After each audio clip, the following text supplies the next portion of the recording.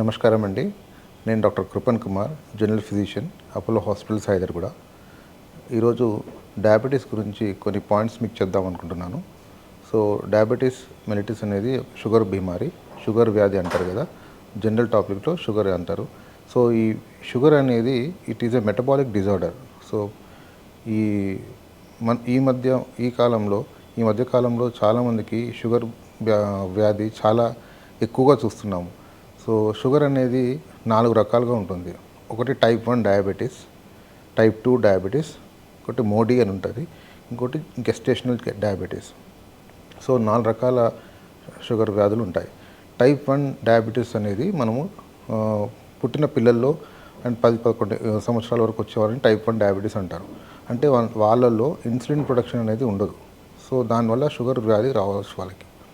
Type 2 diabetes అనేది అడోలసెంట్స్ అంటే 14 years పైన తర్వాత, ఇంకా జీవితంలో ఎప్పుడు వచ్చినా కానీ టైప్ 2 14 to 18 ఇయర్స్ తర్వాత ఎప్పుడు వచ్చినా దాని తర్వాత వచ్చిన వాటికన్నిటికీ మనము టైప్ 2 డయాబెటీస్ లాగా అనుకుంటాం. అండ్ ఇంకోటి గెస్టేషనల్ డయాబెటీస్ అంటే కొందరికి ప్రెగ్నెన్సీలో డయాబెటీస్ వస్తుంది. సో దాన్ని కూడా మనము గెస్టేషనల్ డయాబెటీస్ అంటారు. 4వది మోడీ అంటారు. అది చాలా రేర్గా చూస్తాము. సో టైప్ 2 డయాబెటీస్ గురించి ఈరోజు మీకు అవేర్నెస్ ఇద్దాం అనుకుంటున్నాను. సో లక్షణాలు ఎలా ఉంటాయి, షుగర్ పేషెంట్కి లక్షణాలు ఎలా ఉంటాయి? లక్షణాలు ఎలా ఉంటాయంటే పేషెంట్కి యూరిన్ ఎక్కువ రావడము, రాత్రిపూట కానీ పొద్దునప్పుడు కానీ యూరిన్ ఎక్కువ రావడము, ఎక్కువ దాహం వేయడము, ఎక్కువ నీరసంగా ఉండడము, పని చేయలేకపోవడము, నార్మల్గా చేసే పని కూడా చేయలేకపోవడము, ఎక్కువ ఫెటిగ్ అంటారు, ఎక్కువగా పని చేస్తుంటే స్ట్రెయిన్ అవ్వడము, ఎక్కువ ఆకలి ఇవ్వడము, ఇలాంటి సిమ్టమ్స్ ఉన్నప్పుడు మనము ఏం చేయాలంటే దగ్గర ఉన్న ఫిజిషియన్ దగ్గరికి వెళ్ళి లేకపోతే ఎండోక్రైనాలజిస్ట్ దగ్గరికి వెళ్ళి ఒకసారి షుగర్ టెస్ట్ చేయించుకోవాలి. సో కొందరికి వెయిట్ లాస్ కూడా ఉంటుంది. అంటే అన్నీ సరిగ్గా తింటుంటారు, అన్నీ చేస్తున్నారు కానీ వెయిట్ లాస్ ఉంటుంది. సో వెయిట్ లాస్ కూడా డయాబెటీస్ గురించి మనము అవగాహన తెచ్చుకోవాలి. సో ఇట్లాంటి పేషెంట్స్ క్లినికలీ మనం వచ్చినప్పుడు ఫిజిషియన్ దగ్గరికి వచ్చినప్పుడు వాళ్ళు కొన్ని బ్లడ్ టెస్టులు రాసిస్తారు. ఏంటంటే ఫాస్టింగ్ షుగర్ లెవెల్స్, అంటే ఏమీ తినకుండా ఫాస్టింగ్లో షుగర్ టెస్ట్ ఇవ్వాలి. పోస్ట్ లంచ్ అంటే తిన్న తర్వాత గంటన్నర తర్వాత మళ్ళీ షుగర్ టెస్ట్ ఇవ్వాలి. ఇంకోటి 3వది HbA1c, గ్లైకోసిలేటెడ్ హిమోగ్లోబిన్. అంటే ఏంటంటే 3 నెలల్లో షుగర్ వ్యాధి అనేది రక్తంలో ఎంత ఉందో మనకు యావరేజ్గా వస్తుందన్నమాట.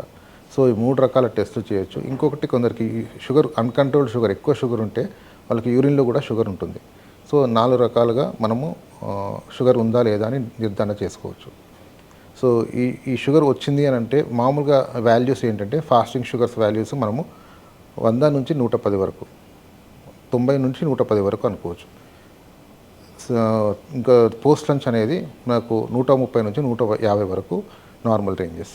సో అంతకంటే ఎక్కువ ఉండి HbA1c అంటే 3 months షుగర్ అనేది 6.3 కన్నా ఎక్కువ ఉంటే దాన్ని మనం షుగర్ కింద పరిగణించి దానికి తగిన చికిత్స తీసుకోవాలి.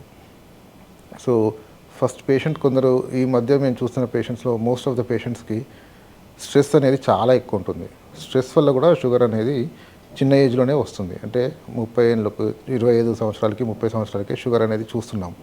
సో ఈ పేషెంట్స్లో ఏమవుతుందంటే స్ట్రెస్ వల్ల కానీ, బయట తినే జంక్ ఫుడ్ వల్ల కానీ, ఆహార పదార్థాలు కానీ, డైట్ కానీ, ఎక్సర్సైజ్ లేకపోవడం కానీ, ఎక్కువ పూట ఎక్కువ పని చేయకుండా ఎక్కువ కూర్చొని ఉండడం కానీ, అంటే కూర్చునే వర్క్ ఉండడం కానీ, ఎక్కువ అట్లీస్ట్ మనము మినిమం వాకింగ్ అనేది చేస్తూ ఉండాలి డైలీ. ఒక ఏజ్ 25 ఇయర్స్ తర్వాత మనం డైలీ 45 minutes మనం కంపల్సరీ వాకింగ్ చేస్తుండాలి. సో కొందరు ఏంటంటే కూర్చొని పని చేస్తుంటారు. వాళ్ళకు కూర్చొని కంటిన్యూగా పనిచేయడం వల్ల లావు పెరగడం కానీ, లేకపోతే మెటబాలిజం తగ్గిపోయి షుగర్ వ్యాధులు వస్తుంటాయి. సో ఇట్లాంటి పేషెంట్స్ మేము ఈ మధ్య ఎక్కువగా చూస్తున్నాము 25-30 సంవత్సరాలు. సో వీళ్ళకి మెయిన్ కారణం స్ట్రెస్ తగ్గించుకుంటే మనము షుగర్ అనేది కంట్రోల్ చేసుకోవచ్చు. సెకండ్ అనేది ఈటింగ్ హ్యాబిట్స్ అనేది మార్కెట్లో చాలా ఎక్కువగా జంక్ ఫుడ్స్ కానీ, విపరీతమైన ఆయిలీ ఫుడ్స్ కానీ, లేకపోతే ఫ్యాటీ ఫుడ్స్ కానీ ఇవన్నీ తింటున్నారు. దానివల్ల కొలెస్ట్రాల్ పెరగడము, వేరే హార్ట్కి సంబంధించిన వ్యాధులు రావడము, షుగర్ రావడము ఇవన్నీ జరుగుతున్నాయి. సో ఈటింగ్ హ్యాబిట్స్ అనేది మనము లిమిట్లో పెట్టుకొని ఏదైతే అవసరమో అంతవరకే తిని, ఏదైతే ఫ్యాట్ ఎక్కువ ఉంటుందో దాన్ని అవాయిడ్ చేయడం అనేది చేస్తుండాలి. ఇట్లాంటి పేషెంట్స్ వచ్చినప్పుడు మేము ఏంటంటే షుగర్ టెస్ట్, మీకు ముందు చెప్పినట్టు షుగర్ టెస్ట్ చేసి దాని ప్రకారం ట్రీట్మెంట్ అనేది ఉంటుంది. ఒకవేళ కొందరికి బార్డర్ లైన్లో షుగర్ ఉంటుంది, అంటే జస్ట్ స్టార్టింగ్లో షుగర్ ఉంటుంది అనుకోండి, వాళ్ళకి ఎక్కువగా ఏమి ఇంజెక్షన్స్ కానీ టాబ్లెట్స్ కానీ ఏమి ఇవ్వము. వారికి ఏం చెప్తామంటే లైఫ్ స్టైల్ మాడిఫికేషన్స్, అంటే సరిగ్గా ఎక్సర్సైజ్ చేయడము, సరిగ్గా డైట్ ఫాలో అవ్వడము అనేది చేస్తే కొంతవరకు, అంటే ఇప్పుడు షుగర్ ఈరోజు ఉంది అనుకోండి, జస్ట్ స్టార్టింగ్ స్టేజ్లో, అంటే ఫాస్టింగ్ అనేది 110 150 నుండి పోస్ట్ నుంచి 140 150 160 ఉందనుకోండి, వాళ్ళకి ఎక్సర్సైజ్ డైట్ చెప్పి మళ్ళీ ఒక 1-2 మంత్స్ తర్వాత ఫాలోఅప్లో ఉండమని చెప్తాము. ఇది ఒకటి. రెండోది, కొందరికి పేషెంట్స్ అన్కంట్రోల్ షుగర్స్ తోటి వస్తారు, అంటే వాళ్ళకి తెలియదు షుగర్ ఉందని. మామూలుగా రొటీన్ చెకప్ చేసుకుంటే షుగర్ పాజిటివ్ వస్తుంది. సో వాళ్ళకి ఏంటంటే ట్యాబ్లెట్స్ కానీ ఇన్సులిన్ కానీ రాస్తాము. సో మేము ప్రిఫర్ చేసేది, most of the doctors prefer చేసేది ఇన్సులిన్. ఎందుకంటే ఇన్సులిన్ అనే దాంతో సైడ్ ఎఫెక్ట్స్ అనేవి చాలా తక్కువ ఉంటాయి. సో మార్కెట్లో చాలా రకాల ఓరల్ ట్యాబ్లెట్స్ ఉన్నాయి, ఇన్సులిన్ కూడా చాలా రకాలు ఉన్నాయి. ఏ పేషెంట్కి ఏది ఇంపార్టెంటో అది ఇవ్వగలుగుతాము. అంటే ఇన్సులిన్ అనేది ఈజీగా అబ్జర్వ్ అయిపోయి వేరే ఎండ్ ఆర్గన్ డ్యామేజ్ అనేది తగ్గుతుంది. అంటే ఎండ్ ఆర్గన్ అంటే కిడ్నీస్ మీద కానీ, హార్ట్ మీద కానీ, లంగ్స్ మీద కానీ, బ్రెయిన్ మీద కానీ ఏమి డ్యామేజ్ తక్కువ ఉంటుంది. So most of the doctors prefer చేసేది ఇన్సులిన్. సో ఇవి 2 రకాల ట్రీట్మెంట్స్ అనేది.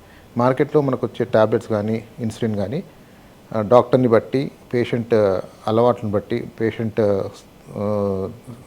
బట్టి మేము ప్రిస్క్రైబ్ చేస్తుంటాం. షుగర్ పేషెంట్స్కి డైట్ నిబంధనలు ఎలా ఉంటాయో నేను కొన్ని టిప్స్ మీకు ఇవ్వగలుగుతాను. ఏంటంటే ఒకవేళ ఒక పేషెంట్కి షుగర్ వచ్చింది అని తెలవగానే గాబరా పడకుండా కామ్గా ఉండి చెప్పిన ప్రకారం డైట్ ఫాలో అయ్యి సరిగ్గా ఎక్సర్సైజ్ డైలీ 45 నిమిషాలు వాకింగ్ చేయాలి, ఎనీ ఏరోబిక్ ఎక్సర్సైజ్ చేస్తూ డైట్ కరెక్ట్గా స్ట్రిక్ట్గా ఫాలో అవుతే కంట్రోల్ అనేది తప్పకుండా ఉంటుంది.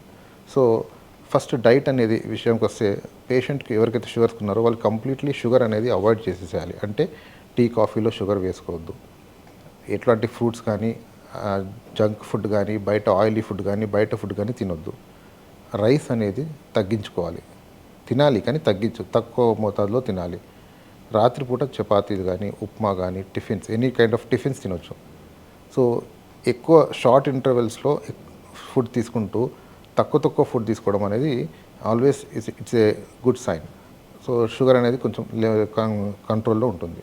సో ఇట్లాంటి పేషెంట్స్ ఫ్రూట్స్ కూడా అన్ని ఫ్రూట్స్ అవాయిడ్ చేసి, పపాయ, యాపిల్ వారానికి 2-3 సార్లు, జామకాయ వారానికి 2-3 సార్లు అలా తింటే సరిపోతుంది. ఏ ఫ్రూట్లో అయినా, మనం తినే మామూలు ఫ్రూట్స్లో స్వీట్ అనేది, ఫ్రక్టోస్ అనేది ఎక్కువ ఉంటుంది. మీరు ఏది తిన్నా కానీ అది గ్లూకోజ్ కిందనే కన్వర్ట్ అయిపోయి మళ్ళీ షుగర్స్ పెరిగే అవకాశం ఉంటుంది. సో ఇలాంటి డైట్ ఫాలో అవుతూ, డైట్ కరెక్ట్గా చేస్తూ, ఎక్సర్సైజ్ కరెక్ట్గా చేస్తూ, ప్రాపర్గా జీవనశైలి సరిగ్గా ఉంచుకుంటే ఏ రకమైన షుగర్ వ్యాధి నుంచి అయినా మనము బయటపడవచ్చు, కంట్రోల్లో ఉండవచ్చు. ఏ ఆర్గన్స్ కూడా డ్యామేజ్ కాకుండా ఎన్ని సంవత్సరాలైనా మనము షుగర్ కంట్రోల్ చేసుకుంటూ ఉంటే ఏ ఆపద రాకుండా మనం చూసుకోవచ్చు.